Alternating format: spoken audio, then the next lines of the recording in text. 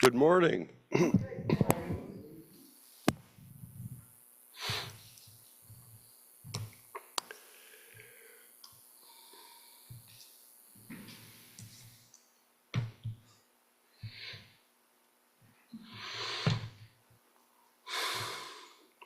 My editor made me take the word monkey out of this talk.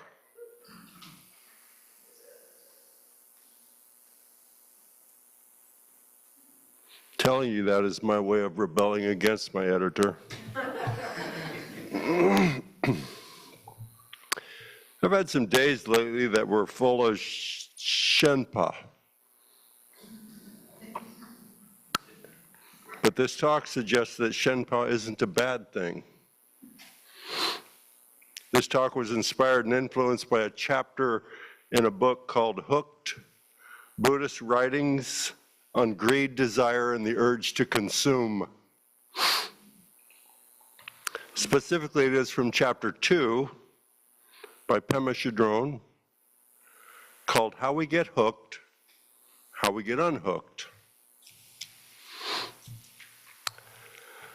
Someone is critical of you or something you hold dear.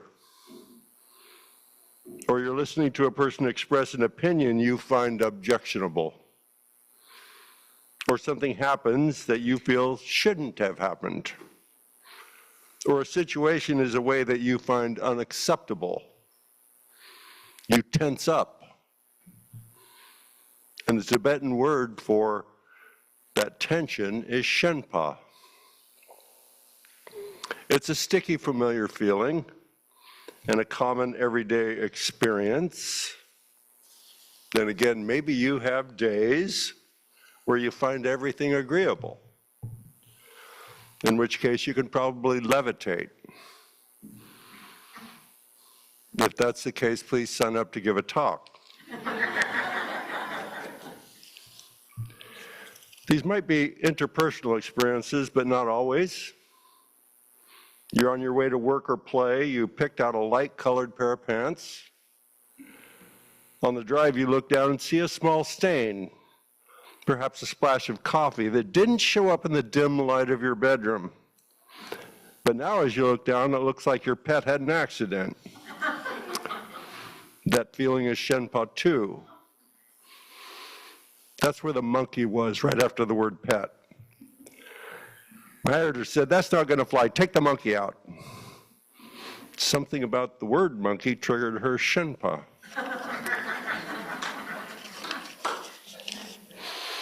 Anyway, Shenpa is the feeling of tightness, and I'll be giving more examples of what causes it. The tightness activates your ego, who feels threatened. The ego always feels threatened. The ego loves to swap fear out for anger, because anger is less threatening. Instead of examining the fear in us, under the control of our ego, we use anger to project our fear outward. When the Buddhists say all life is suffering, they are saying that all life is Shenpa. We don't plan to feel Shenpa. It arrives as the discomfort we experience from 1,000 sources throughout the day. It can be a light drizzle or 3 feet of Lord knows what. Shenpa is like the habit that underlies all habits, though it is really only a feeling, a sensation. That feeling is a precursor to habits. Habits are the behaviors we engage to shift from Shenpa's tension to the comfort we perpetually seek. We put our blinker on to change lanes and the cars speed up to close the gap we were seeking to merge into. Maybe we use hand signals that aren't very spiritual. Someone slams into the parking space we had been waiting for.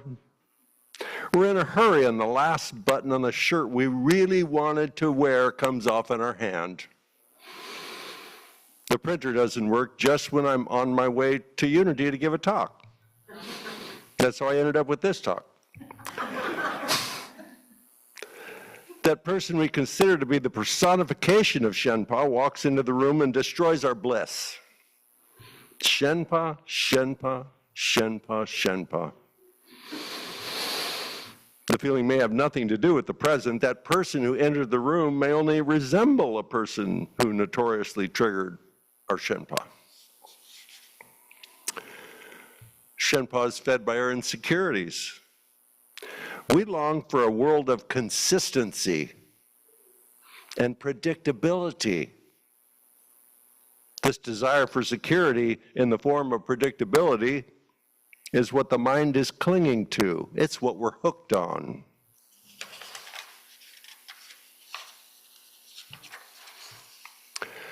We want to believe we can handle what's coming and have a sense that we know what that is and can therefore prepare.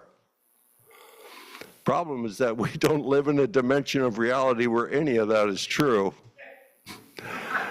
We want the security of consistency, but we live in a time and place where the rate at which things change is accelerating. Speaking of our contemporary situation, if I dare, even the calm moments are bordered with unease and restlessness. We feel like something is off or wrong, even when we can't pinpoint what it is. Although now we pretty much know what it is. It is the most natural thing to want relief from that unease. We turn to what we enjoy to find that desired relief. It's reasonable to infer that the more unease we experience, the more we turn to these joyful experiences, and the more habitual they become. We can also say with confidence that the more we experience this discomfort, this Shenpa, in our relations with others, the more we either aggressively defend our position or withdraw from interaction altogether. Either can become a habitual response to interrelational Shenpa. Common responses to Shenpa include, but are not limited to, sex work. Excuse me, I missed a comma. It's supposed to be sex, comma, work, comma, food, substance use, shopping and acquiring. In moderation, none of this is harmful, but when we can't see that the behavior is our attempt to avoid discomfort, problems arise. And the mind becomes hooked on the pattern. When overindulged for the purpose of seeking an escape from discomfort, our pleasure becomes our poison. We could call Shenpa a feeling that leads to an urge. If we leave it at that and continue engaging or focusing on the thoughts that support the urge becomes something more compulsory. It becomes a craving. Thought patterns, particularly of criticizing or comparing, are among the habitual behaviors we use to seek comfort. These give the ego its need for inflation and the satisfaction of being right. These give us respite from our unease, or at least justification for it. The behaviors associated with Shenpa do relieve the tension, but they also mute the opportunity to learn from our discomfort. Instead, we can first notice the tension and then make a conscious decision not to engage one of our forms of escape from the feeling.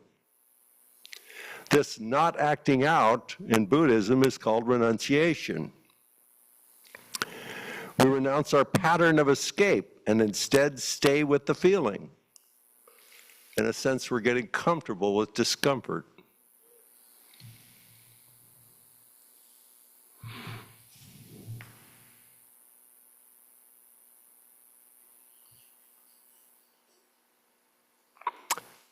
And in fact, changing our mind about it. This is only possible if we consciously choose to step out of programmed dualism where everything uncomfortable is bad and everything comfortable is good. The refrain of renunciation can feel like restriction or confinement. But we can also choose to see it as an act of loving kindness toward ourselves. When we do this, the act of refraining takes on a feeling of compassion. Refrain feels like struggle, which can compound our discomfort. Positive change can feel very tense. Sometimes things feel worse because we're shining a light on a dysfunction where we were previously denying that the dysfunction existed. What we need is a comprehensive restructuring of our attitude toward discomfort. Every experience of Shenpa is like low-hanging fruit on the tree of wisdom. If we pick the fruit and then don't practice the wisdom it offers, it rots in the basket of our programmed escapes. The distance between Shenpa, the feeling of unease, and the behavior that relieves the feeling is filled with momentum. It has its own gravity. Refrain, then, is about interrupting momentum by examining and changing the thoughts that support the pattern. The most effective way to accomplish this is through meditation. In meditation, we practice staying with the unease, connecting thoughts about how temporary our relief will be and how our patterns of seeking relief do not rid us of unease, but rather guarantee that the unease will get worse as the patterns have consequences. The consequences become new sources of Shenpa that we can examine or escape from. To complicate matters, if we're not mindful, our meditation practice can be taken over by the ego. Meditation can become our new comfort-seeking pattern. We give ourselves positive strokes for meditating at all, and that's okay. But if we are satisfied to gain relaxation and calm, we're turning meditation into another form of escape. Calm always comes after the storm, but the storm has to come too. Part of meditation is about seeking the wisdom that emerges from the silence of meditation, from being with what arises, from examining what arises. What invariably arises is the storm before the calm. The storm is the self-centered garbage our ego throws at us about how this or that shouldn't be. Ego is a very dualistic character. It wants to know, and it wants to know absolutely. In this way, it can become the possessor of knowledge. Possessing knowledge can prevent it from becoming wisdom. We become too busy owning knowledge to apply it. I possess the knowledge that a tomato is a fruit. My ego might put tomatoes in a fruit salad just to bring up in a conversation that I happen to know that tomatoes are a fruit. Wisdom tells me not to do this. There's nothing the ego likes categorizing more than whether something is good or bad. That last meditation was good. It was very calming. I was able to stay in that lowered brainwave frequency for a long time. This meditation was not so good, and we're right back in the trap of the ego's dualism. The instant we start judging is the instant we stop learning from the storm of our Shenpa and seeking the calm instead. Judging always relates to you, the individual, as opposed to you, the connected consciousness. We've been conditioned to judge and avoid unease, and we have our personal list of ways to accomplish that. The essence of practice is to experience the unease and the urge to behave our way out of it, then not behave our way out of it. The more conscious we become of the whole pattern, the less power the pattern has over us. We become free to interpret the pattern and interrupt the pattern and learn what Shenpa is trying to teach. Wisdom comes from doing this and seeing changes. Have faith, for Christ's sake. The work is about coming to recognize our tension. That is the door to realization. The earlier we notice the tension, the more likely we can interrupt the pattern and learn what Shenpa is trying to teach. Wisdom comes from doing this and seeing changes.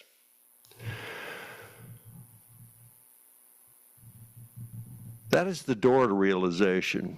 The earlier we notice the tension, the more likely we can interrupt the pattern. The tension will return till we learn from it.